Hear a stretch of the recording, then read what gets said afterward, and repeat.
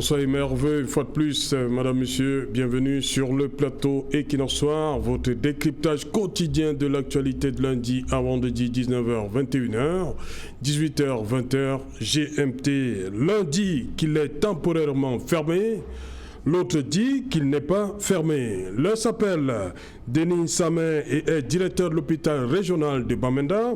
L'autre c'est Kingsley Cheso, délégué régional de la santé publique pour le Nord-Ouest. Au cœur du problème, le centre d'hémodialyse de Bamenda et ses générateurs de dialyse en panne. Impossible de dialyser donc. Au cours de la même journée du dimanche 3 janvier, les dialysés de Bamenda étaient baladés entre deux communiqués complètement aux antipodes. Si pour le directeur de l'hôpital régional de Bamenda, la fermeture temporaire du centre a permis le transfert des patients dans les autres formations hospitalières du pays, le délégué régional, par contre, déclare que le centre n'est pas fermé et demande un peu de patience aux insuffisants rénaux et ils seront donc informés une fois les machines dépannées.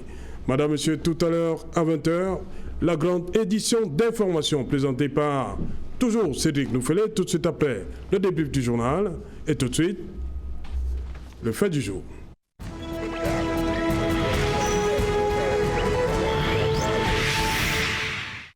Centre public d'hémodialyse, sale temps pour les malades. Pour en parler, nous avons invité en plateau ce soir Docteur Tchemi Charlotte. Bonsoir docteur, bienvenue. Bonsoir. Je rappelle que vous êtes la pionnière. Hein? Vous êtes néphrologue, c'est bien cela? Dites-nous, expliquez-nous, ils sont là, ils nous regardent. C'est quoi un néphrologue? La néphrologie, c'est une science qui s'occupe des affections médicales des reins et des voies urinaires. Voilà. Et la néphrologie, quand on ne prend pas ça à temps, ça peut aboutir au stade d'insuffisance rénale chronique terminale. Et si le patient est en insuffisance rénale chronique terminale, seul moyen de traitement, c'est soit la dialyse, soit la transplantation rénale. Dialyse ou transplantation rénale. Voilà. Et au Cameroun, il n'y a pas encore de transplantation rénale. Il n'y en a pas encore? Non, okay. Il n'y a pas de transplantation rénale au Cameroun. Donc la seule méthode pour traiter ces gens qui ont une insuffisance rénale chronique terminale, c'est uniquement la dialyse, voire l'hémodialyse. Parce qu'on en reviendra, il y a deux types de dialyse, on en reviendra. Okay. Bonsoir, Baris Tamfou. You're welcome. Happy New Year. Bonne année également, hein, j'ai oublié la dame. Merci docteur, bonne année. Bonne année à vous aussi. Voilà. Barista, bonsoir. Happy New Year. Happy. Bonsoir Serge Alain, bonsoir mes co-panélistes, bonsoir à tous les Camerounais qui sont en ce moment en train de visionner Equinox. Et bonsoir aussi à tous ceux qui souffrent des maux du Cameroun, surtout ceux qui portent souvent leur voix pour exprimer un dysfonctionnement de l'État et que peut-être sont souvent en train d'être retrouvés en prison comme des prisonniers politiques. Bonsoir à toutes ces personnes. Voilà. Bonsoir Alain Jipou. Bonsoir Serge Alain Autou. Bonsoir aux copanélistes. Bonsoir particulier à Dr Tchemi. Et salut fraternel à tous les insuffisants rénaux du Cameroun. Vous allez me permettre de faire également un clin d'œil à tous les anciens élèves du lycée classique de Fumban, lycée Sultan, lycée Ibrahim Djoya de Fumban. Ils m'ont demandé de leur faire un coucou sur le plateau de Equinox. Je crois qu'ils nous suivent en direct. Okay. Et merci de l'invitation. Voilà, Albert Anatole là ici, bonsoir. Bonsoir Serge Alain, je salue mes co-panélistes. Je profite de la perche que vous avez tendue au docteur pour adresser mes vœux les meilleurs, n'est-ce pas? Pas seulement aux co-panélistes, mais surtout aux téléspectateurs de la télévision Equinox, mais davantage à l'équipe technique et également au top management d'Equinox. Merci pour eux. Hein. Je peux au moins répondre. Je n'ai pas besoin d'autorisation du PDG pour ça. J'ai dit merci. Bon, voilà, je reste avec vous, Albert Natola, ici. Vous êtes journaliste, vous avez vu ces deux communiqués. Qu'est-ce que vous pouvez dire à chaud? Qu'est-ce qui se passe? Non, il se passe que vous avez deux styles de management. Oui. Vous avez un technicien qui est justement, il est en première ligne, n'est-ce pas, de la prise en charge des malades qui souffrent n'est-ce pas, d'insuffisance rénale. Vous parlez du directeur général de l'hôpital. Justement, en tant que directeur général, c'est lui qui est en première ligne. Oui. C'est lui qui justement est à la gestion quotidienne, n'est-ce pas, de la prise en charge de cette catégorie de malades. Oui. Et c'est également lui qui connaît les problèmes auxquels il peut être confronté dans sa structure hospitalière, pour ce qui concerne notamment la logistique dédiée à cette catégorie de malades. Et de l'autre côté, vous avez un autre, c'est-à-dire, je crois, le délégué régional. Oui, et lui, il a un rôle administratif. J'ai même envie de dire. Il est beaucoup plus politique. Absolument. Bien sûr que c'est politique. Donc, j'ai donc envie qu'il a, lui, il a un rôle de coordination. Oui. Donc, lui, il a donc la posture à la fois politique et administrative, mais davantage la posture administrative. Oui. Mais ces contradictions posent fondamentalement la problématique, n'est-ce pas, du management du système de santé au Cameroun. Malheureusement, on a la tendance à croire que la santé publique peut être gérée comme les marchés publics de manière classique.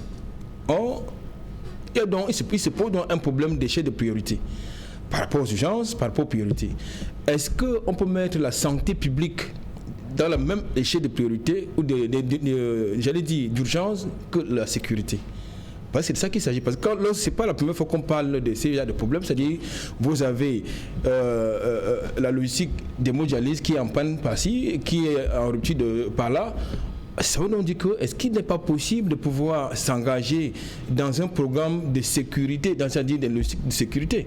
C'est-à-dire qu'à peu près comme on fait avec les stocks de carburant, vous avez les stocks de sécurité. Oui. Donc est-ce qu'on ne peut pas faire la même chose pour ce qui concerne, parce que tout le temps nous sommes confrontés à la même situation.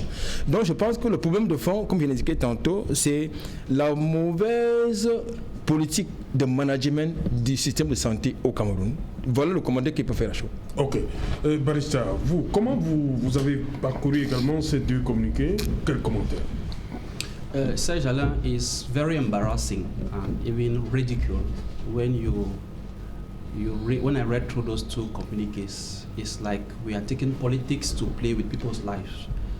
You see, among the two communiques, you ask yourself who is saying the truth and who is lying. Because when I read the two communiques, I understood that it is the director of the regional hospital who is saying the truth. Because in Bamenda, that has a population of more than 2 million inhabitants, if we had to go with the last statistics, you only have one hemodialysis center. It's problematic. And when the specialist, the person who is on the field, sees that the machines are deficient and it draws the attention of his administration, they take a second communique to play politics with the lives of Cameroonians. I think we should be serious.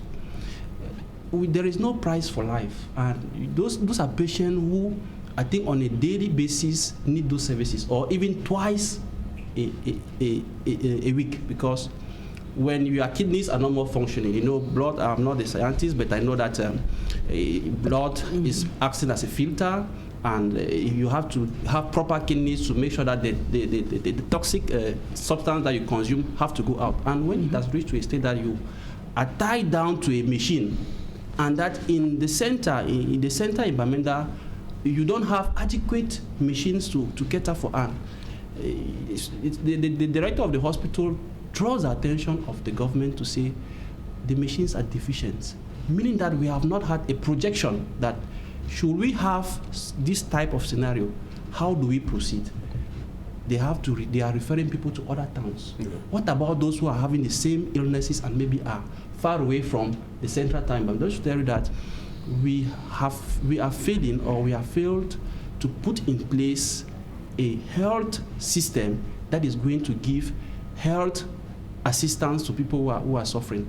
So to me, I think people are putting politics to play with people's life, and it's embarrassing, it's regrettable, because we are touching the bottom line. We should rethink about our health structure. A town like Bamenda cannot just have one hemodialysis center. It's impossible. We would expect that at least the region, the divisions should have, the subdivisions should have. It's not today. We have been recording patients suffering from renal insufficiencies since some years back, 20 years back. So I think the government was supposed to put in place accompanying facilities to make sure that we don't find ourselves in this situation, because the second communique just came to redress politically what the director of the hospital was explaining. I think that's it. Voilà, Alain Djipo, vous, comment vous vous sentez si vous étiez à Bamenda, Alain Djipo? Vous, en tant que patient, vous êtes malade, comment vous vous sentirez après ces deux communiqués? Non, je note en tant que malade d'insuffisance rénale que la vie des Camerounais tient sur un fil et que des responsables de la République ne prennent pas toujours la mesure de la situation qu'ils prévoient à un certain moment donné dans un certain nombre de secteurs d'activité. Et quand vous voyez la cacophonie qui vient de Bamenda, c'est l'illustration parfaite de la malgouvernance.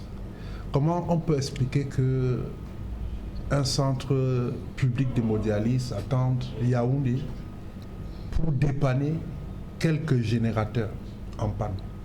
Comment on peut expliquer que au moment où on parle de décentralisation accélérée, qu'on en soit encore à attendre un coup de pouce ou bien des instructions de Yaoundé pour faire fonctionner un centre d'hémodialyse dans une région? Donc je suis au regret de constater que cette cacophonie n'est pas pour arranger la condition existentielle des malades, parce qu'ils sont obligés maintenant c'est à qui mieux. Ils sont obligés de déferler carrément sur Douala ou Yaoundé ou ailleurs pour espérer assurer au moins 1 ou 2 séances d'hémodialyse par semaine, avec tout ce que ça comporte comme coût.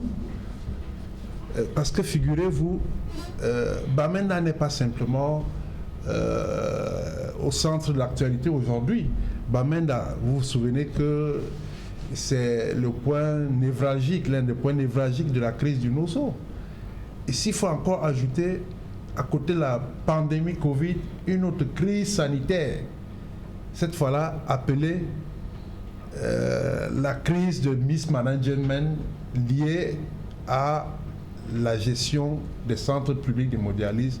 Je dis c'est un peu trop pour une ville comme Bamenda, qui n'a qu'un seul centre d'hémodialyse avec à peine 10 ou une quinzaine de machines. Oui. Qui sont aujourd'hui obsolètes carrément et n'arrivent même plus à prendre un seul malade en dialyse. D'où le cri d'alarme du directeur de l'hôpital. Le délégué dit qu'elle fonctionne, ces machines-là. Elle fonctionne depuis 8 ans. Le délégué régional est dans un discours politiquement correct. Il ne s'agit pas de ça ici. On ne joue pas avec la santé des Camerounais. Il est question de trouver des moyens appropriés pour que le centre fonctionne de manière optimale. Et je suis quand même un peu curieux. Je voudrais m'interroger, parce que pour ne pas dédouaner complètement le directeur de ce centre, oui. J'ai une question à me poser, parce que j'ai parcouru un peu la loi de finances et à chaque fois, dans les précédents budgets, il y a une somme de 300 millions de francs CFA. Je peux me tromper sur les chiffres, qui est alloué à chaque centre public d'hémodialyse. Alors, qu'est-ce qu'on fait donc de la maintenance s'il faut qu'à chaque fois on se refait à Yaoundé pour dépanner une machine, pour arranger un système de traitement d'eau, pour acheter une compresse ou bien fournir de l'héparine et autres. Donc, moi, je me pose donc la question de savoir si la gestion est saine, la gestion des ressources financières, matérielles au niveau de Bamenda est saine, pour qu'on n'arrive pas à anticiper sur des crises comme celle que nous vivons en ce moment à Bamenda. Parce qu'il faut le dire, on est en crise. Okay.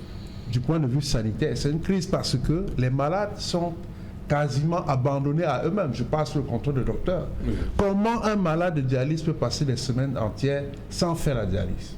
Est-ce possible humainement? Vous vous rendez compte? Et avant les communiqués, Dieu sait combien de semaines ils ont enduré. Donc je crois que ce n'est que le bon Dieu qui veille sur ces malades. Et donc, moi, je suis offusqué de savoir que dans ce pays, des responsables, entre guillemets, se foutent pas mal de la condition des malades. Okay. Pourtant, ils sont payés avec de l'argent du contribuable pour veiller à ce que les choses se passent de manière optimale. Ok. Docteur Tchemi, ça fait bientôt 31 ans que vous êtes néphrologue, c'est bien cela? C'est bien cela. Depuis septembre 90, d'abord une question personnelle. Après, est-ce que vous avez reçu dans votre établissement des malades qui venaient de Bamenda? Non, je n'ai pas encore reçu un patient venant de Bamenda. Ok. Voilà, vous dites qu'il y a 3 méthodes de prise en charge. Oui. Oui, mais dites-nous lesquelles? En fait, il y a 2 grandes méthodes de prise en charge, de prise en charge d'un insuffisance rénale au stade terminal. Oui. Il y a soit la transplantation rénale, qui malheureusement ne se fait pas encore au pays, soit l'hémodialyse, la dialyse en général. Parce que la dialyse même est divisée en 2 parties. Il y a la dialyse péritoniale qui ne se fait pas chez nous, il y a l'hémodialyse qui se fait chez nous. Le problème, c'est que pour faire l'hémodialyse, c'est un traitement qui coûte excessivement cher. Déjà, les machines de dialyse coûtent cher, mais ce n'est pas là le problème. Le problème de machine, c'est pas ça, ça coûte cher, mais c'est encore acceptable. Il y a ce qu'on appelle les consommables de dialyse, parce qu'à chaque dialyse, on utilise ce que nous appelons généralement un rein, les lignes artério-veineuses, l'aiguille à fistule, le bibac, les parines. Tout ça, ça coûte excessivement. Patient de dialyse, par personne, l'État dépense au moins, au bas mot, 60 000 francs par séance. Le patient paye 5 000 francs la séance de dialyse.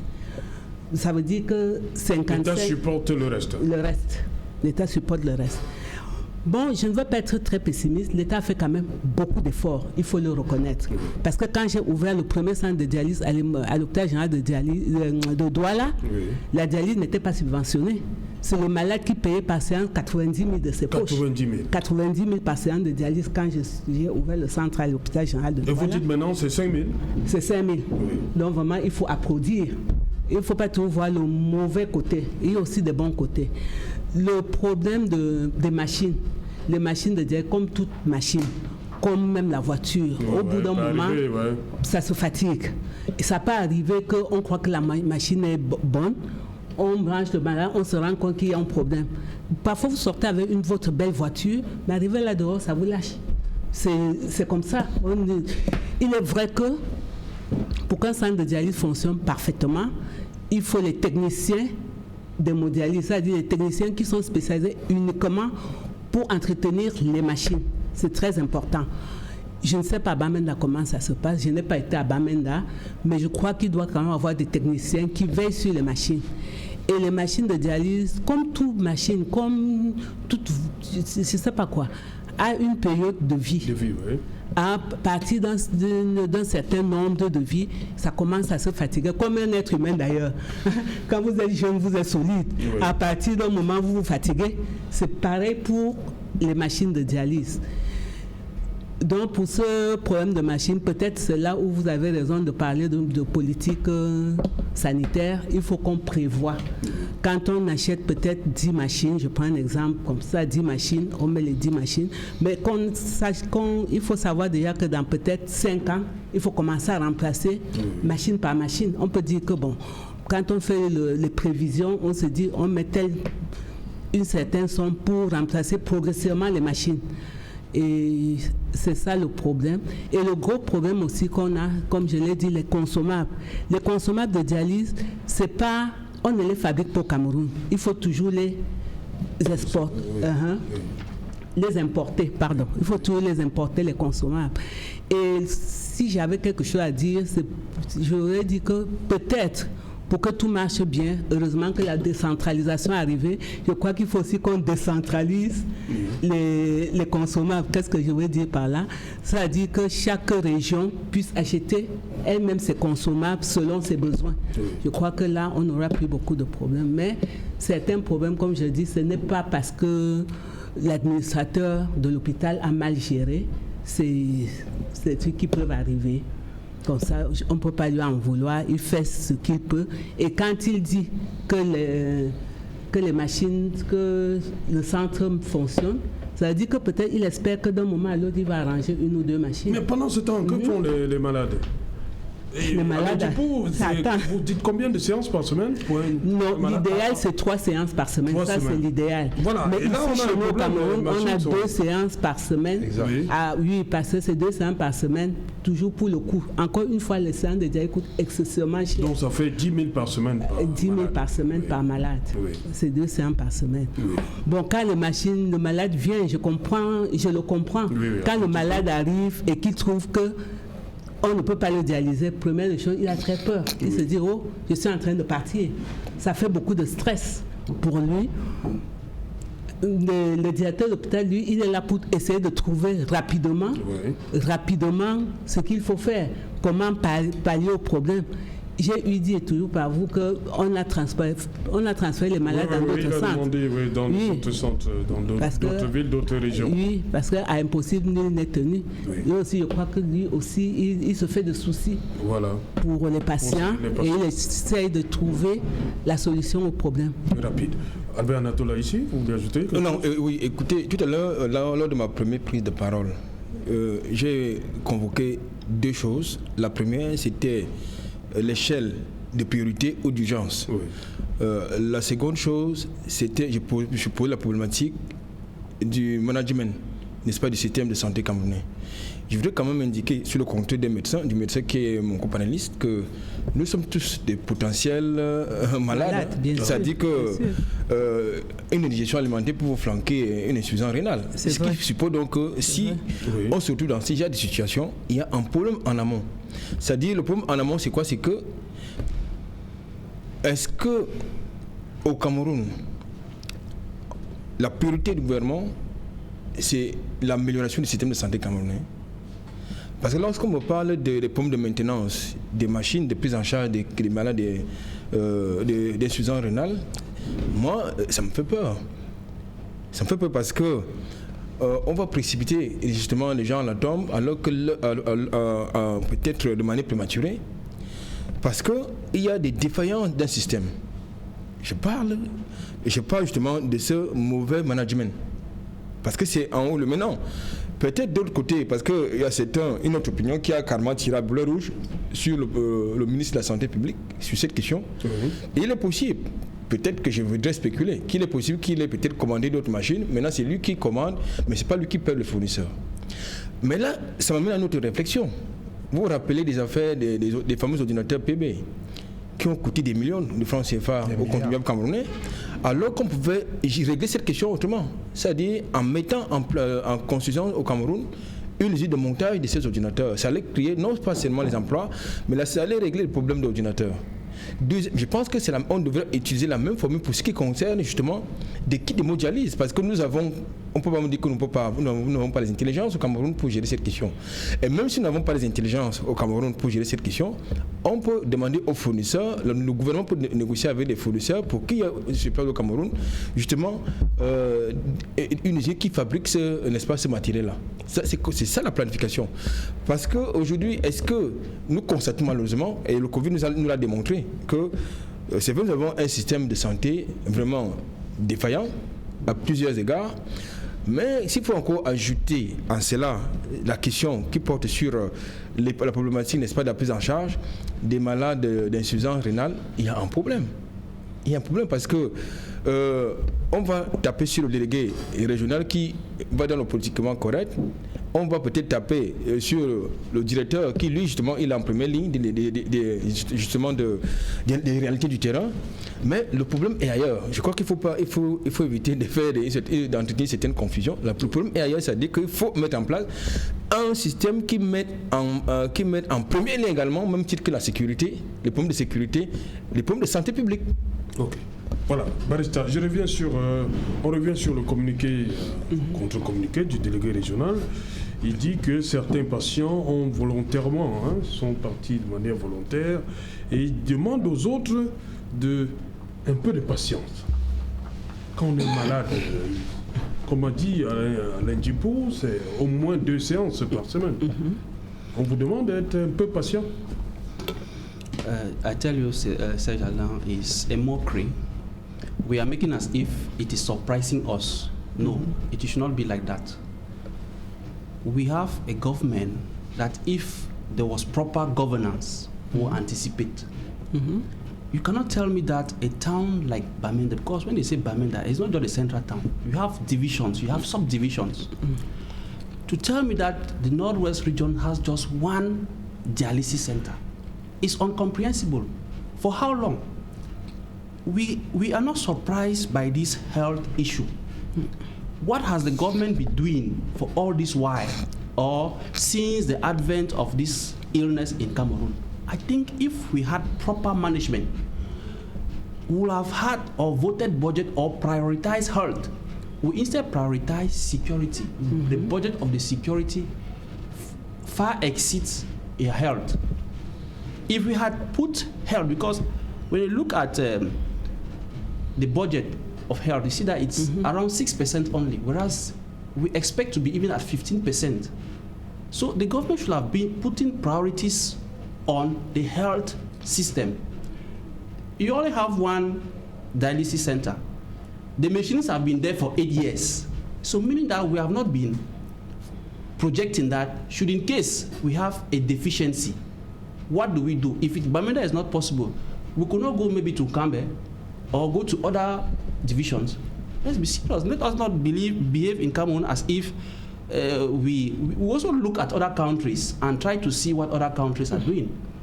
It is a shame that for Cameroon health system, for all this while, we have this deficiency, which I don't think we have more than 10 machines in that center. And we come here and see the machines have been working for 8 years. Patients should relocate. And let's be serious. When you tell a patient whose health situation is being threatened, you tell him to relocate, to go and look for other centers. Do you even think that for him to leave that place, can he even leave that? Just psychologically, he's already defeated. To know that he's unable to have first aid attention from the center. So I think to me, it's a poor political setup and a poor governance mechanism. That is the cause of this. We have had similar cases in Boya in 2009, which is recent. So the government should have anticipated that if we have this challenge, how do we do? We should not make as if it's just surprising us. So to me, I think the government is accepting or recognizes that it has failed and want to use politics to deviate the attentions of Cameroonians, because I think the priority of the government is to cater for our security, which goes with our health. I should be able to be sick, I go to a center and have treatment if I am sick. And it's not only dialysis, we have other health challenges in Cameroon. So finally, at the end of the day, which sector or which health facility can you have in Cameroon without having to go stressful? Ok. Docteur Tchemi, avant Alain Dupont qui veut également intervenir. Je voulais dire que nous, les Camerounais, nous avons, je ne sais pas si c'est un défaut, une qualité, nous sommes trop pressés. Je vous ai dit, en 1990, il y avait un seul centre de dialyse. De 90 à maintenant, il y a plusieurs centres. On peut au moins se féliciter. On peut au moins féliciter ça. Les pays qui sont limitrophes chez nous, le Centrafrique, c'est maintenant qu'on est en train de faire leur centre de dialyse. Le Tchad, c'est maintenant qu'on vient de faire leur centre de dialyse. Pourtant, c'est des pays qui sont à peu près au même niveau que nous. Je crois quand même se poser la question de savoir comment ça se passait avant. Vous avez dit que les premiers c'était en 90. Comment on faisait avant? Avant, c'était quand on avait un national renal, on était condamné à la mort. Il n'y avait rien à faire. À moins que quelques rares personnes qui pouvaient se faire évacuer en Europe partaient, ou je ne sais pas, dans d'autres pays africains, pas en Afrique centrale, parce qu'en Afrique centrale, il n'y avait pas de centre de dialyse. Il y avait un seul centre qui était au Gabon et qui était le centre de Madame Bongo. Oui. Le seul centre dans toute l'Afrique centrale. Et le Cameroun a ouvert son centre. Or, je me rappelle, dans les années 90, 91, 92, on recevait des malades d'un peu partout. Même de Guinée équatoriale, du Tchad, on les recevait un peu partout. Donc le Cameroun était déjà privilégié d'avoir un centre d'hémodialyse. Donc c'est pour dire que ceux qui nous dirigent quand même font des efforts. Bon, Paris ne s'est pas construit en une journée. Vous venez de dire que dans, par exemple, le problème tel que soulevé par les deux, c'est ça ne tombe pas. Il faut quand même prévoir ça. Oui, il faut prévoir. Je suis d'accord. Je voulais dire, parce que lui, il a dit tout à l'heure qu'à Bamenda-Centre, ce n'est pas suffisant. Il faut, même dans d'autres coins de trucs. Non, commençons d'abord par, même quand ça a commencé en Europe et qu'on sort, commencez d'abord par les grands centres. C'est bien plus tard qu'on a. Je me rappelle que quand je faisais mon hémodialyse, quand je faisais ma spécialité, les malades qui avaient 60 ans, à partir de 60 ans, on ne les prenait pas en dialyse. Maintenant, on prend même jusqu'à 90 ans. On ne les prenait pas. On disait qu'ils ont fait leur temps, c'est un traitement qui coûte cher. On ne les prenait. Je parle de la France. À Nantes, où j'étais, au-delà de 60 ans, on ne prenait pas les gens en dialyse. Ils peuvent mourir, il n'y a pas de souci. Voilà. Maintenant, même à 100 ans, on dialyse. C'est pour dire, on va progressivement. Plus tard, c'est sûr, on va aller dans les régions. Pour le moment, concentrons-nous d'abord dans nos grands centres et soyons patients. Bon, je comprends ceux qui sont inquiets. Quand vous venez faire la dialyse, encore une fois, vous trouvez qu'il n'y a pas de dialyse, mais c'est un stress pas possible parce que vous dites que vous êtes déjà en train de partir. Vous êtes en train de partir. C'est ce que le délégué recommande, là. Il leur demande d'être un peu patient. Bon, moi je dirais que être patient, c'est quoi? On peut, on peut se déplacer, on peut aller, par exemple, Bamenda qui est bloqué, on peut courir. À Bangante, il y a un centre de dialyse à Bangante, par exemple. Mais là, c'est privé. Oui, un centre privé, c'est ça, dommage. Et là, ce n'est pas 5 000, hein? C'est 75 000 là. Voilà. Une seule séance. Ça dépasse même l'État. L'État, vous avez dit. Oui, justement, il y a un problème. Il y a à mon avis, il faut que l'État pense aussi à subventionner les centres privés de dialyse. Parce que les centres privés de dialyse, ne dialysent aussi les Camerounais comme les centres publics. Je ne sais pas, l'État peut subventionner aussi. Comme ça, je prends un exemple même sur moi, j'ai un petit centre privé de dialyse, il y a quelque temps, à l'hôpital général, ils étaient en rupture de stock de matériel de dialyse. Moi, j'en avais. J'ai m'appelé quelques-uns pour leur donner le matériel. Donc, si le centre privé était aussi subventionné, je crois que les malades n'auraient pas tant paniqué. Oui, ok. Je crois. Alain Dupont. Oui, je voudrais, à la suite du docteur Tchemi, noter que, oui, les efforts sont faits, mais on ne peut pas dormir sur nos lauriers. Il y a quand même... on va continuer à marteler. Parce qu'au-delà de la subvention qui est conséquente de 55 000 francs, il n'y a pas que les frais de dialyse. Parce que dit ainsi rapidement, c'est comme si c'était évident pour tout le monde. Je parle sous le contrôle du néphrologue. Nous avons des situations qui nous obligent à gérer l'hypertension, le diabète, parfois le VIH. Donc des facteurs qui sont des facteurs de propagation, n'est-ce pas, des facteurs favorables, des facteurs qui entraînent les maladies rénales. Qui sont même causes des maladies rénales, l'anémie, etc. Donc, pour pallier à certains maux, nous avons besoin, par exemple, des antihypertenseurs. Qui coûtent cher. Qui coûtent des yeux de la tête. Les érythropoïétines. Voilà. Parce que vos reins ne fonctionnent plus. Pour justement vos reins ne fabriquent pour remplacer l'érythropoïétine. Les hormones que ne fabriquent plus les reins pour doper les globules rouges dans le sang. Sinon, bonjour l'anémie. 4 000 unités coûtent 40 000. Voilà. Au moins. Et donc, il faut 2 fois par semaine. Je suis d'accord avec vous. Ce n'est pas tout. Moi, je voudrais poser le problème de manière holistique pour qu'on envisage un paquet minimum pour chaque personne dialysée. Il ne faut pas simplement dire oui, l'État a subventionné, mais après, il n'y a pas que les frais de dialyse. Il y a les médicaments, il y a des examens médicaux mensuels qu'il faut faire. Et ça coûte aussi cher.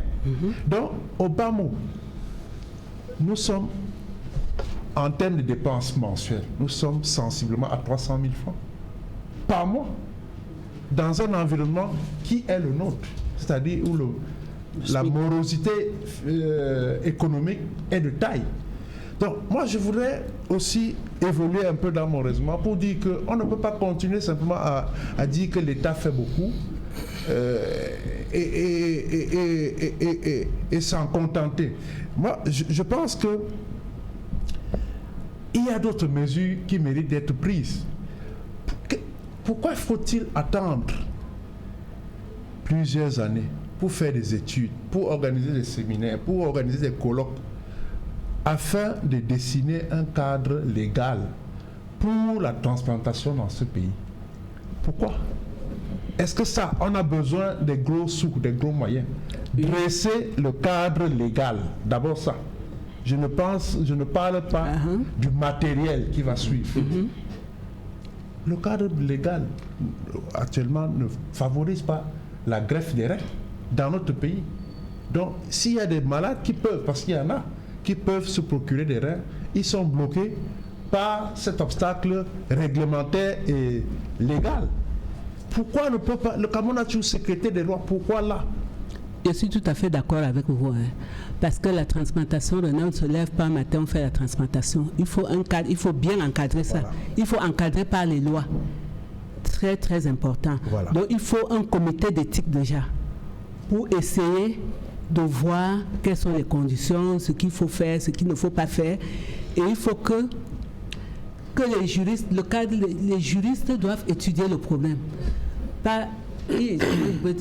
Il doit y avoir une commission. Dans cette commission, il y aura des médecins, il y aura des juristes, il y aura des laborantins, il y aura tout ce monde-là, parce que sinon, on peut faire du n'importe quoi. Une personne a un insuffisance rénale et en passant voir un enfant qui passe, attrape l'enfant, tue l'enfant parce qu'il veut ses reins, c'est possible. Donc, et puis, on peut obliger une personne à donner son rein. Or, les reins doivent se donner, on ne doit obliger personne. Une personne doit être volontaire pour donner volontairement le rein. Oui. Donc, ce qui fait que normalement, quand ils sont même le donneur, même quand il est dans la salle d'attente du bloc chirurgical, il faut une commission qui vient encore lui demander s'il est d'accord, si on ne l'a pas forcé. Donc il y a ce travail de déblayage. C'est un travail très important. Très important à faire. Je n'ai pas fini, rapidement, pour sortir. Je voudrais donc ici m'interroger. J'ai le sentiment que tous les malades du Cameroun n'ont pas les mêmes droits. Vous voyez, ceux qui souffrent de VIH/SIDA, je n'ai rien contre eux. Tout est gratuit là-bas. Du dépistage à la prise en charge, en passant par des examens, toute la chaîne de prise en charge est gratuite. Je mets quiconque au défi qui me dirait le contraire ici, sur cette table. Pourquoi on ne peut pas envisager une telle initiative avec les insuffisants rénaux? Est-ce que les milliards qui sont détournés chaque jour dans les différentes administrations là ne pouvaient pas permettre à ce qu'on balance dans la prise en charge de ces insuffisants afin que des problèmes de machines, des problèmes de kits ne se posent plus? Il faut quand même poser les vrais problèmes sur la table. Et j'ai envie d'enfoncer le clou. J'ai eu dit par le ministre de la Santé publique que le chef de l'État a dit qu'il ne voudrait plus entendre parler des problèmes d'hémodialyse dans ce pays. Il a dit au cours de l'une de ses récentes sorties. Bon sang. Que valent donc les propos d'un ministre de la République aujourd'hui? Je ne parle même pas du chef de l'État.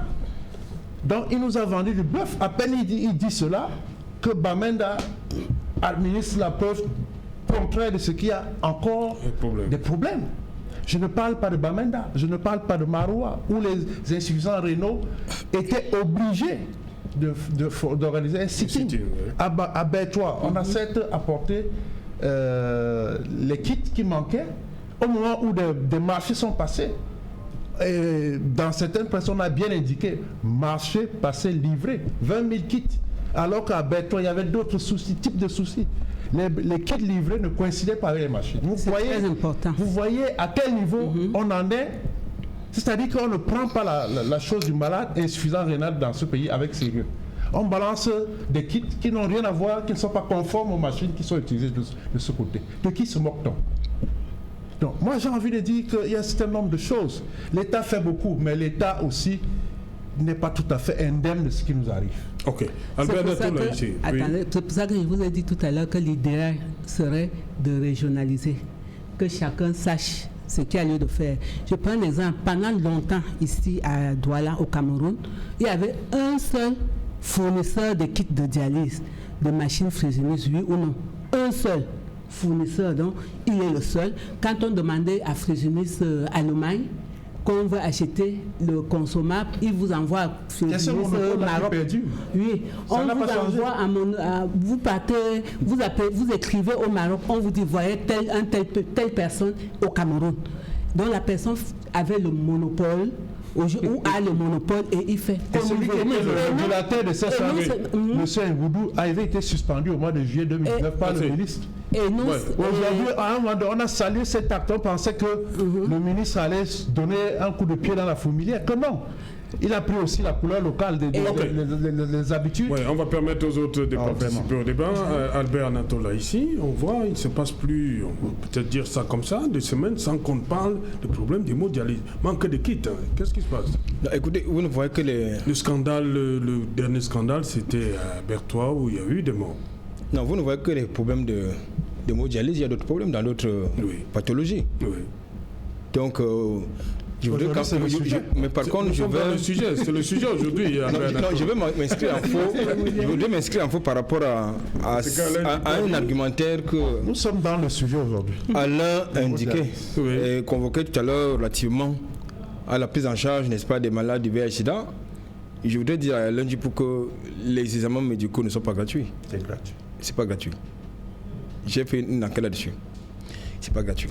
Les institutions sont claires là-dessus. J'ai dit que c'est pas gratuit. Je vous assure que c'est gratuit. C'est pas gratuit. Sauf si c'est peut-être hier ou aujourd'hui. Mais non, c'est pas gratuit, c'est vérifiable. Maintenant, pour revenir à votre question, tout à l'heure, j'ai parlé d'un problème de planification. Oui. C'est-à-dire que dans l'échelle des urgences, parce qu'il s'agit là d'une urgence, c'est-à-dire nous sommes dans les cas chroniques. Oui. Nous sommes là dans la prise en charge des cas chroniques. Les maladies chroniques. Oui. Alors, nous, c'est donc une urgence. C'est une urgence médicale, là. Donc, on ne peut donc pas entrer. Moi, je n'ai pas envie d'entrer dans le couloir que trace le docteur Tchemi. Parce que nous sommes dans l'urgence, là. Qui consiste à demander aux patients qui sont dans l'urgence d'attendre. Je pense que si nous étions dans une logique de planification, on devrait assurer la maintenance de ces équipements. Ça, c'est un problème qui se pose également. On devrait avoir justement des techniciens appropriés. Pour cela, on devrait avoir ce que j'ai appelé tantôt un stock de sécurité, c'est-à-dire qu'en cas de ceci, tout de suite, on met de côté n'est-ce pas, le matériel qui dérange et puis qui est défaillant et ça continue. Mais deuxième chose, admettons même que cela soit fait. Vous avez donc que nous connaissons la cacophonie gouvernementale que nous décrions tout le temps. Il peut arriver, je l'ai également dit tantôt, que le ministre peut-être ait fait la commande de ce matériel-là, mais que le fournisseur demande à être payé prioritairement avant qu'il puisse libérer le matériel.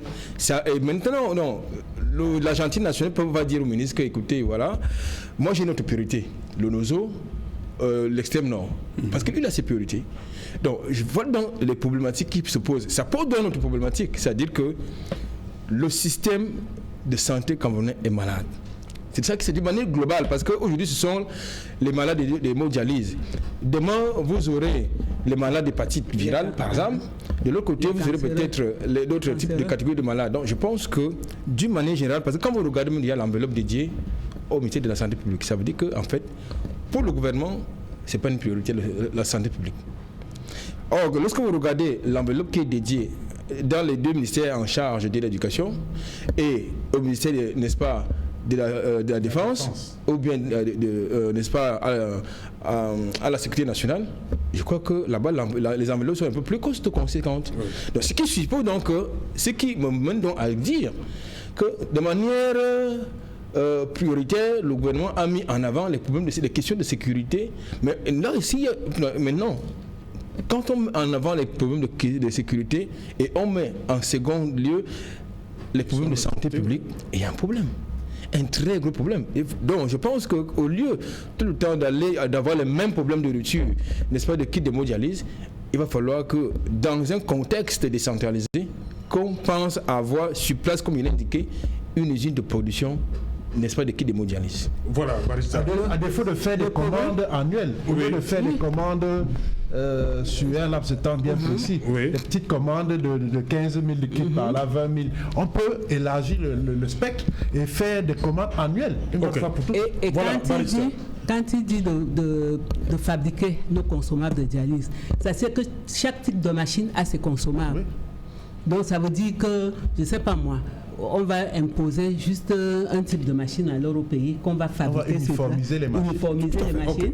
Je ne sais pas. Voilà, Barista, justement. C'est une solution. On voit pourquoi Parce que ce sont des machines qui coûtent sont cher. obligés toujours de descendre, entre guillemets, dans la rue pour que les problèmes soient résolus.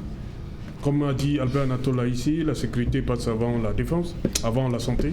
Oui, c'est ça le mal du Cameroun. Il faut élever ses voix pour se faire entendre. C'est comme ça que nous avons accepté. Que les malades se retrouvent dans la rue à réclamer, il faut manifester pour pouvoir réclamer quelque chose. Quand on se dit ça, la normale. Moi, je ne suis pas surpris, mais je dis il faut qu'on repense à notre système de santé. Il faut revoir. Ce n'est pas à chaque coup qu'il faut revendiquer. Vraiment, on doit pouvoir avancer. Si on avait, on avait mis sur pied un bon système de gouvernance, qu'on suit, on se projette, c'est qu'on ne vit pas ce que nous vivons aujourd'hui. On sait bien comment est-ce que le budget se vote. Lorsqu'il faut voter le budget, il faut mettre des priorités. Il ne faut pas toujours attendre qu'on doit manifester dans la rue ou bien on doit manifester devant les institutions pour qu'on puisse se faire entendre. Moi, je dis non, il faut revoir cette façon de faire. Et si nous ne continuons pas, nous allons toujours enregistrer à chaque coup les morts et les morts. Il faut refaire, il faut avoir les états généraux ou bien regarder même d'autres projets politiques de d'autres partis politiques. Si on pense que peut-être le système qu'on a mis en place est déjà obsolète, qu'on essaye aussi de regarder à côté pour voir qu'est-ce que les autres proposent.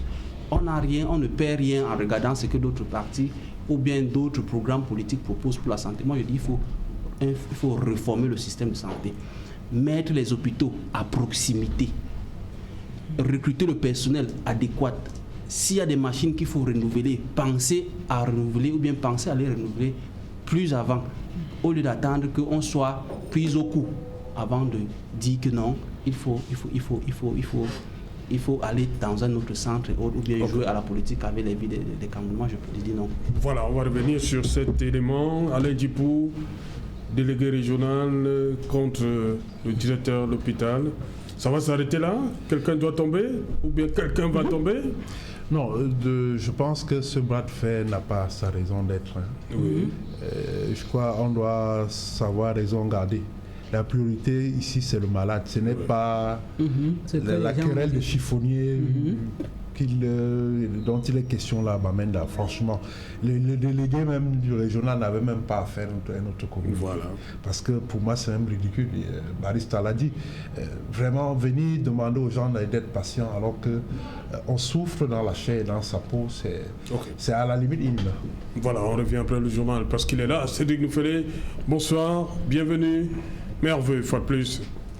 Bonsoir Saint-Germain, mes meilleurs vœux pour l'année 2021, une nouvelle année qui démarre sous des signes d'inquiétude pour les populations camerounaises au regard des perspectives économiques très peu rassurantes malgré l'annonce de l'inauguration de 38 km de route pour l'autoroute Edé-Akribi prévue en octobre 2020.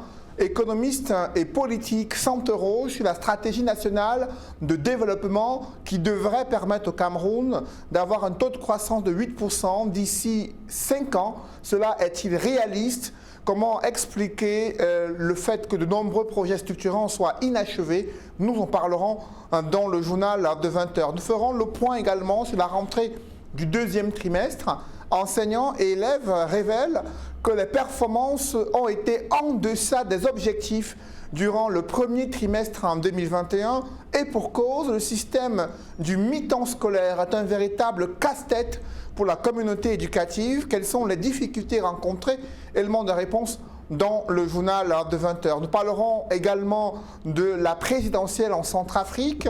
Aux dernières nouvelles, le président sortant Faustin Archange Touadéra a été réélu avec plus de 60% des voix exprimées en sa faveur. En attendant la confirmation de l'Agence nationale électorale, nous en parlerons dans quelques instants. Sajala.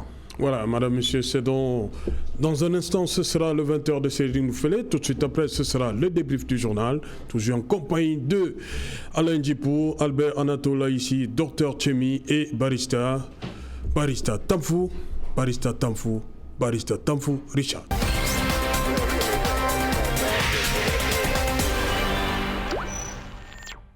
Retour sur le plateau et qu'il en soit, deuxième partie réservée au débrief du journal, madame, monsieur, toujours en compagnie de Barista Tamfou Richard, Albert Anatole Aïssi, Dr Tchemi et, il est là, Alain Djipou. Alain Djipou, vous êtes surpris par cette reprogrammation, comme c'est dit, dans la cérémonie de présentation de vœux? Ça vous surprend? Non, pas du tout. Dans un contexte de retour, de regain de vitalité de la propagation, on parle de la deuxième phase, de la deuxième vague de contamination, justement de la pandémie coronavirus. Je pense qu'il était de bon ton que la présidente de la République s'essaye à l'organisation d'un tel rituel républicain. Ce d'autant que c'est vrai, les chiffres ne sont pas alarmants au Cameroun, tout au moins. On peut s'estimer heureux comparé à ce qu'on a vu aux États-Unis, en Europe, un peu partout. Le Cameroun a été plutôt logé à une meilleure enseigne dans la prise en charge de la pandémie Covid-19.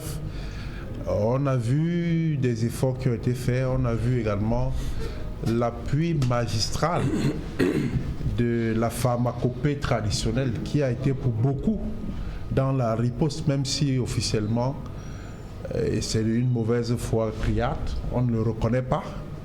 Je suis de ceux qui ont pensé et qui continuent de croire que Monseigneur Cléda et sa trouvaille ont permis à beaucoup de Camerounais de recouvrer leur santé et tout le mérite, tout lui revient.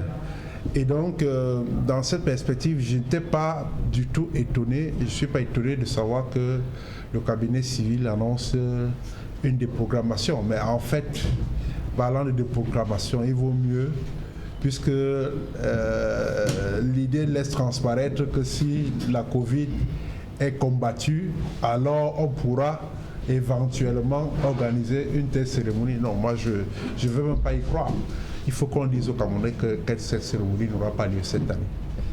Aussi simple que ça. Il ne faut pas toujours jouer avec les mots pour prendre les Camerounais comme des nains qui ont une intelligence, un QI très bas. Mais c'est vous-même, Alain Djipou, qui avez commencé par dire que c'est par rapport à cette seconde phase, cette deuxième vague de contamination. C'est mobile, mais maintenant dans la manière de l'exprimer, on dit que c'est une déprogrammation. Moi j'ai voulu entendre dire que c'est annulé. Il y a quand même une nuance entre annuler et renvoyer, reprogrammer ou bien renvoyer sinédier. Dans le communiqué, on nous laisse entendre que ça pourrait se tenir si la pandémie est jubilée. Donc il ne faut pas rêver. En tout cas, à mon âge, on ne rêve plus. Donc moi, je pense que cette année, il n'y aura pas de présentation de vœux. Et c'est tant mieux, parce que ça nous fait beaucoup d'économies. Je voudrais insister là-dessus avec votre permission. Vous savez très bien que depuis plusieurs années, les institutions de Bretton Woods, le FMI en l'occurrence, martèlent que l'État doit réviser, doit resserrer son train de vie. Vous savez très bien qu'une cérémonie de présentation de vœux, c'est à la présidence, c'est dans tous les ministères, ils sont 64 ou 65, c'est dans tous les services du gouverneur, c'est dans toutes les préfectures, tous les même les services, les démembrements de l'État organisent des cérémonies de présentation de vœux. Imaginez ce que ça fait au budget. Et c'est pour ça que lorsqu'on parle de budget, généralement, on voit le fonctionnement qui prend la part belle au détriment de l'investissement. Si on voulait véritablement que le pays se porte mieux, on aurait mis l'accent sur l'investissement et revoir un peu le mode de fonctionnement. Parce que le mode de fonctionnement prévoit donc des dépenses dispendieuses du genre cérémonie de présentation de vœux ou sur le plan des chiffres, on importe champagne, on importe des fleurs du Kenya, on importe ci, on importe ça, le saumon, tout ce que vous pouvez imaginer d'exotique ça va à la présidence. On importe même des véhicules pour transporter des autres personnalités. Donc bref, il y a des dépenses folles qui s'enchaînent au cours, n'est-ce pas, de ces 2 ou 3 jours de présentation de vœux. Donc vous dites bravo au Covid, c'est ça? Oui, le Covid est une opportunité pour le Cameroun. Les gens vont se ressaisir. Ok. Barrister Tampou? Yes, I would like to point out that I don't know if you had the opportunity to read through the budget of 2021. You see the budget moved from what was destined in the previous budget was 58 million francs for manifestations and public ceremonies like this one. But curiously, when you look at the budget for 2021, you see that it has moved from 58 billion to 70 billions, meaning that there is an increase of like 12 billion francs, which was supposed to be used for this public ceremony. But what you question yourself is that, knowing that there was COVID-19 crisis, and you were voting the budget, putting in conjunction that that's the amount of money you will spend. When you now decide to cancel it, you should also come back and tell Cameroonians that, okay, as we are cancelling the budget that was allocated, though in increase, that money will be used for other things. Because you not doing that, you are creating the doubt in the minds of the taxpayers. So they should be able to tell us that, okay, now that they have cancelled the manifestation, the New Year wishes that was supposed to be organized, the money will be used maybe for to circumvent dialysis issues or whatsoever. So I think that for instance. So I think on parle de reprogrammer. On n'a pas dit que ça n'aura pas lieu. Ok. Donc si l'argent qui est prévu pour ça, on va l'utiliser au moment où on dit reprogrammer. Ça souhaite que ça n'ait pas lieu. What I want is that it should be cancelled. We should take that. Yes. Voilà. They should not be using. They should not be using what that synergy went. Oui. And when they say like that, we'll die, we'll remain in that abstention and then forget about it, and then tomorrow you hear that the money has been used for private pockets. So they should tell us exactly that it is not going to hold because there is COVID, which is normal, and that the money will be used for this and that. Ok. Docteur, le Covid a encore frappé là. Oui, je dirais que bon, pour moi, il faut reprogrammer, pas qu'on arrête. Dans tous les pays du monde, on souhaite reprogrammer. Oui, on reprogramme, je suis d'accord. Mais il a dit quelque chose où je ne suis pas d'accord. Il dit la pharmacopée africaine a fait je ne sais pas quoi. Oui, la pharmacopée de chez nous, mais le gros problème, c'est que n'importe qui faisait du n'importe quoi. Il y a eu des gens qui ont eu des hémorragies digestives. Les gastro peuvent vous dire, parce que chacun faisait ses micmacs. C'est Fibagras, c'est ça? Oui, c'est Fibagras, je ne sais pas ce que c'est. Vous savez pas? Quoi?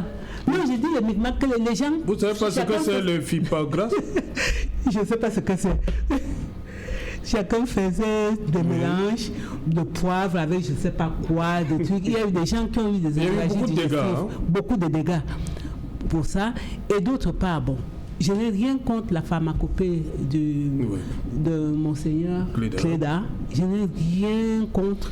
Mais le seul problème, j'aurais aimé qu'il m'explique. Elle a démontré ses preuves. Oui, j'aurais aimé qu'il m'explique. Est-ce qu'il y a des effets secondaires de ce médicament? J'en sais rien. Quel est le mécanisme d'action? Ça agit à quel niveau? Ça s'élimine comment? Je ne sais pas. Il faudra qu'on explique ça. Parce que ça peut être une très bonne chose. Mais est-ce qu'il n'y a pas des effets secondaires à partir de là? Peut-être certains peuvent développer une insuffisance rénale, comme vous le savez. J'en sais rien, je ne dis pas que c'est ça. Avec votre permission, la médecine moderne aussi, en termes de traitement, a toujours des revers. Oui, c'est des effets secondaires. Il y a des effets secondaires, mais on sait. Quand on donne, par exemple... c'est un mauvais procès que vous faites à mon Non, je n'ai pas fait un mauvais procès. Je dis, non, écoutons-nous bien. Quand je donne, je ne sais pas, de l'aspirine à quelqu'un, je prends l'aspirine, je sais que l'aspirine, ça traite, ça va calmer les douleurs, mais l'aspirine peut faire saigner. L'aspirine peut entraîner une hémorragie digestive. Je le sais en donnant. Donc, je suis prête à intervenir si ça fait ça. Quand je donne le Doliptan, le paracétamol, je sais que ça peut toucher le foie. Donc, en donnant, je tiens compte. Si j'ai une personne qui a un problème de foie, je ne vais pas lui donner le paracétamol. Et si la personne n'a même pas de problème de foie, si je lui donne le paracétamol, 2 jours après, il vient, il se plaint peut-être d'ictère. Je peux dire, tiens, peut-être c'est mon paracétamol. Donc, il y a des effets secondaires pour tous les médicaments. Tous médicaments sont poison. Mais la médecine moderne connaît ces effets secondaires-là. C'est comment on peut empêcher. Quand je donne la gentamicine à quelqu'un, je me dis que bon, ça peut le rendre sourd, par exemple. Ça peut lui bousiller les reins. Je le sais en donnant. Ça veut dire quoi? Que quand je donne, je m'apprête déjà. Que s'il y a telle chose, je vais intervenir comme ça. Vous voyez? Bon, j'ai rien encore une fois contre Monseigneur Cléda. Encore que lui, j'ai confiance en lui. Mais il y a eu beaucoup de charlatans aussi qui ont donné du n'importe quoi. Donc on ne peut pas dire que la pharmacopée africaine était... Ça, c'est le cas marginaux. Oui, il y a eu beaucoup de charlatans. Voilà, Albert Anatole, là, ici, 20 mai 2020, on n'a pas eu. Maintenant, cérémonie de vœux qui est reprogrammée, on va le dire comme ça. Est-ce qu'il y a péril sur le 20 mai 2021? C'est reprogrammé, cela suppose que c'était à programmer. Non, je crois que c'était pas encore programmé, puisque les invitations n'étaient pas encore imprimées. De ce c'est sûr. Comment? Donc si les invitations n'étaient pas encore imprimées, ça les invitations n'étaient pas encore imprimées du tout. Donc ça veut dire que ce n'était pas déjà programmé. Oui. Maintenant, d'une manière générale, qu'est-ce que ça nous apporte la présentation des vœux? Rien du tout. Moi, je pense que dans un contexte, là, je parle en tant que citoyen. Hein. Là, parce que nous sommes dans un contexte. Comment vous dites que ça vous apporte? C'est un rituel républicain, non? Républicain? Non, c'est un rituel républicain, mais qui n'apporte rien. Qui n'apporte rien parce que. Moi, je ne suis pas dans le politiquement correct. Veuillez m'excuser. Déjà, tout à l'heure, Alain Dupont a souligné l'aspect dispendieux de cette affaire-là.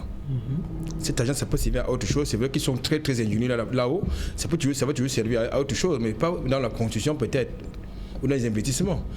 Mais il faut que les Camerounais se mettent dans la perspective du travail. Parce qu'on fait beaucoup. On fait trop. Il y a trop de feux de bouche qui justement plombent quelquefois, n'est-ce pas, le budget de l'État. Vous organisez une conférence de presse, il y a le cocktail, il y a des enveloppes, il y a des feux de bouche. Vous organisez, n'est-ce pas, une réunion entre collaborateurs, il y a le cocktail, il y a tout ce que vous voulez. Donc je pense que dans un contexte justement de disette financière, s'il y a une possibilité de faire quelques économies, c'est pas mauvais à mon sens. Parce qu'aujourd'hui, moi je suis très embêté que chaque fois qu'il faut construire un forage, quand c'est possible, on va à la Banque mondiale, on va au FMI, on va, n'est-ce pas, à l'Agence française de développement, on va à la LOCO. Nous avons la possibilité de faire certaines choses sans toutefois nous endetter. Donc je crois qu'il faut justement revenir aux fondamentaux, à l'orthodoxie, n'est-ce pas, managériale, qui implique justement une gouvernance assez rigoureuse. C'est-à-dire qu'on peut se passer ces choses-là parce que c'est dispendieux. Ok. Voilà, on va parler d'un pays qui est un pays voisin, ils ont choisi la visioconférence pour cette cérémonie, le Gabon. Oui, je pense qu'ils sont tout simplement up-to-date. Oui. Au lieu de faire des discours ou alors de tenir des propos qui ont des allures de circonlocution et qui ne renvoient pas à quelque chose d'assez précis, reprogrammé ou reprogrammation ultérieure, il vaut mieux utiliser la technologie pour parer à certaines situations difficiles. C'est ce que la présidence de la République gabonaise a pris comme mesure. Les corps constitués de l'État et les autres corps de la diplomatie vont adresser les vœux par visioconférence au chef de l'État pour éviter, n'est-ce pas, des contacts physiques. Et nous sommes en plein dans la lutte contre la pandémie Covid-19 qui prescrit justement des mesures barrières. Bon, autre problème, je ne sais pas si chaque invité au Palais de l'Unité avec un masque ça aurait été suffisant pour que ça puisse se tenir, mais je ne pense pas qu'on aurait supporté autant de monde avec des masques. Et donc pour moi, je reste sur ma position de départ. C'est une aubaine que le Cameroun doit saisir, que de ne pas organiser cette cérémonie. Ça va lui faire beaucoup d'économies. Et s'il faut, pas l'alchimie de je ne sais quoi, faire comme le Gabon, c'est déjà un peu tard pour nous parce qu'on aurait dû aviser pour prendre des dispositions tout au moins techniques pour que cela se passe ainsi. Parce que je ne suis pas totalement sûr que tous les ministres qui sont là manipulent avec aisance l'outil technologique informatique. Ça, ce n'est que pour les ministres. Je ne veux pas aller chez les sénateurs, chez les députés, où on verra des vertes et des pas mûres. Donc moi, je pense que au lieu de vouloir soumettre ces personnalités de la République à des exercices qui vont les ridiculiser parce que c'est des analphabètes informatiques, il vaut mieux s'asseoir à l'organisation, aussi simple que ça. Voilà, qu'est-ce qui dérange Anatole dans tout ça? C'est le fait de serrer la main au président de la République.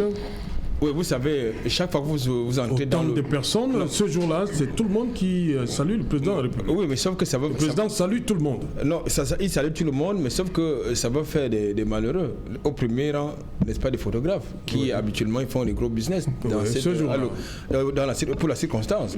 Maintenant, chaque fois que vous entrez dans le bureau d'une personnalité... On peut imaginer cette cérémonie sans...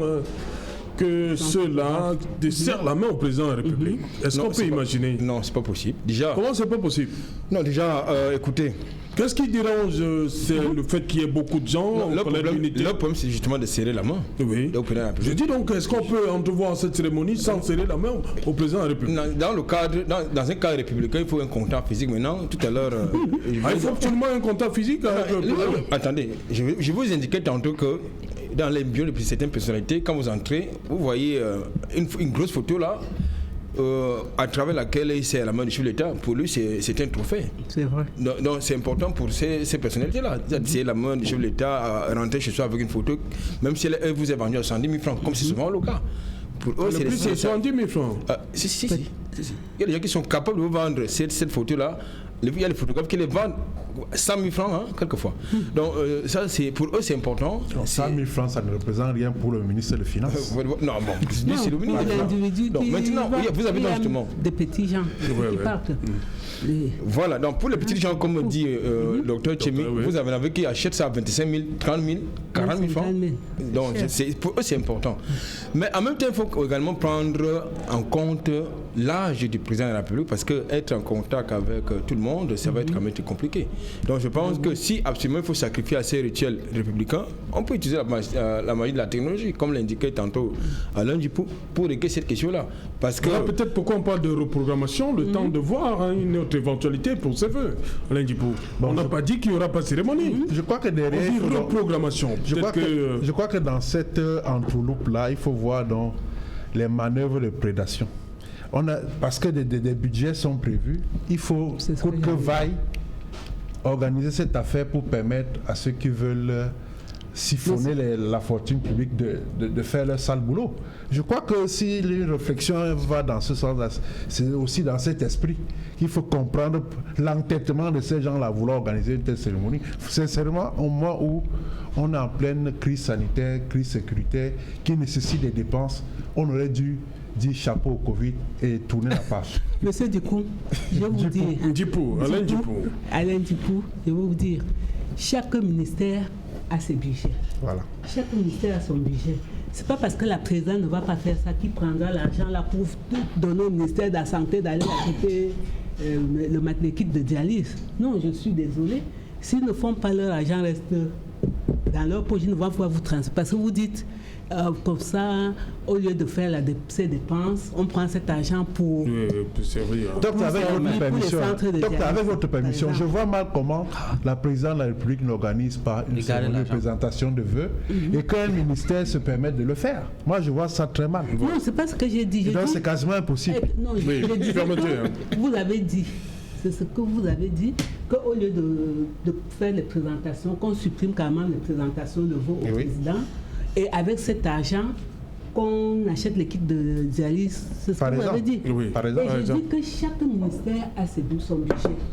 Le budget de la présidente, on ne doit pas sortir l'argent dessus pour aller dire que bon, comme on n'a pas présenté le vœu au président, on a gagné peut-être 2 millions. Ces 2 millions qu'on aurait dû dépenser, on va donner ça au ministère de la Santé.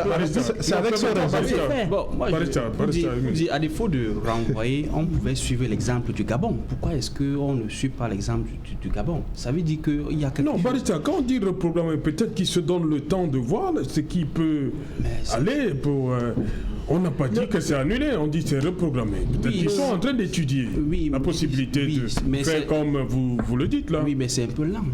C'est lent? C'est lent parce que est-ce que tu sais que j'ai essayé le site du ministère de la Santé, ça ne s'ouvre pas. Le ministère de la Santé n'a pas un site. Ça veut dire qu'il y a un problème, ça veut dire qu'on n'est pas encore à cette hauteur. On a même vu comment est-ce que on a annulé des conférences, des conférences en vidéoconférence du chef de l'État avec les autres organisations comme l'Union africaine. Ça veut dire qu'il y a un problème, ça veut dire qu'on n'est pas à cette hauteur-là. Il faut donc encore revoir ça. On ne maîtrise pas, ou bien on n'en a même pas. Merci. Il est déjà là, Sylvestre Hippolyte Zangao, une minute, docteur. Sylvestre Hippolyte Zangao, bonsoir, au menu ce soir de 100% foot. Bonsoir Serge Alain et nos vœux les meilleurs à vous et à vos invités en plateau. C'est donc parti pour une série de 48 émissions de 100% foot durant cette année 2021. La première, c'est ce soir, c'est avec beaucoup d'honneur que nous allons dérouler le tapis rouge aux dames puisque nous avons 3 invités. Donc Choudjua Adiara qui est déjà en direct de la ville de Madrid en Espagne avec nous. La Lyon Indomptable vient de s'engager avec l'Atlético Madrid Femenino. C'est un contrat qu'elle vient de paraffer après de belles saisons passées en Norvège. Nous aurons également en plateau René Sylvie Kafui qui fait partie de la cuvée des Lions Indomptables de la CAN en 2002 au Nigeria. Pour la première fois, le Cameroun remportait la médaille de bronze en football féminin dans cette compétition. Elle est partie de la Suisse pour un plateau ce soir. En Suisse, elle est entraîneur de football, seule femme entraîneur d'une équipe masculine de football en Suisse et c'est une Camerounaise que nous aurons l'occasion et l'honneur de recevoir sur le plateau 100% foot dans quelques instants. Et juste à ses côtés, Hermine Maï que l'on ne présente plus, une voix bien autorisée aujourd'hui dans le monde des consultantes en matière de sport et surtout de football. Nous parlerons principalement du CHAN dont le coup d'envoi sera donné dans 12 jours très exactement, Serge Alain. Ah, vous dites que l'entraîneur comment il s'appelle? René Sylvie Kafui. Ah, René Sylvie Kafui, elle est au Cameroun? Elle est au Cameroun, elle est partie de la Suisse, bien évidemment, pour nous faire l'honneur de participer à cette première édition de 100% foot. Je rappelle qu'elle est ancienne Lyon Indomptable. Elle était en 2002 à la CAN au Nigeria avec l'équipe nationale de football féminin du Cameroun. Cette sélection avait terminé 3e. Elle a fait une reconversion depuis, elle est entraîneur de football en Suisse. C'est d'ailleurs la seule femme qui entraîne une équipe masculine en Suisse, bien évidemment. Elle est en plateau avec nous ce soir. Ok, dans un instant donc, Sylvestre Hippolyte Zangao pour 100% foot, c'est cela. Tout de suite après, Equinox Soir. Voilà, on va sortir chacun 30 secondes pour soit les vœux, soit la cérémonie de vœux qui est reprogrammée, soit sur le problème de Bamenda. Rapidement, 30 secondes. Moi, je voudrais revenir justement sur la posture des sénateurs américains. Oui. Moi, je suis de ceux-là qui militent pour la non-ingérence, parce que je n'aime pas l'hypocrisie. Personne ne se met des affaires des États-Unis. Bien au contraire, lorsque c'est les autres qui servent de base arrière, n'est-ce pas, aux cellules terroristes qui attaquent les intérêts américains, comme ils ont la puissance de feu, ils s'invitent. Donc, nous avons justement certains acteurs, ce qui se passe du côté du Nozo, qui se battent sur leur sol. Et je pense que le gouvernement camerounais, depuis longtemps, a demandé par les couloirs diplomatiques que justement ces gens-là soient mis à disposition, n'est-ce pas, de la justice camerounaise. Cela ne se fait pas. Il n'y a pas que, n'est-ce pas, les États-Unis. Donc, je n'aime pas la condescendance. Je n'apprécie guère cette condescendance-là, qui voudrait que lorsqu'on a la puissance de feu, qu'on se mette à parler, on se met à s'occuper des problèmes des autres, parce que on ne prend qu'un le petit larbin du tout. Je pense qu'aujourd'hui, nous sommes dans un monde qui, il est important que nous ayons des attitudes décomplexées. Ok, ouais, voilà, merci à vous, docteur Jamie. D'abord, pour commencer, permettez-moi de souhaiter d'abord bonne et heureuse année à tous les panélistes. Oui. Bonne et heureuse année à tous ceux qui nous écoutent ce soir.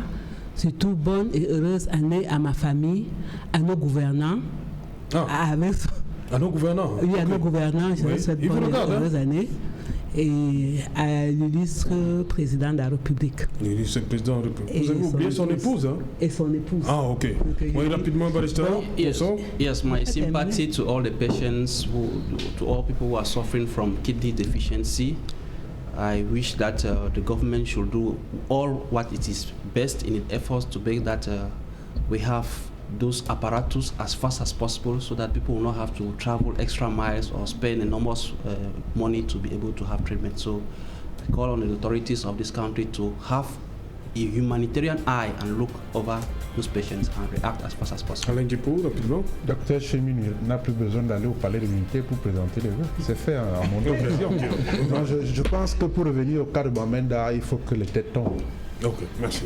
Madame, Monsieur, nous sommes donc arrivés au terme de cette édition Equinoxoir, la deuxième de l'année, parce que nous étions là le premier. Bonsoir, Mvomeka.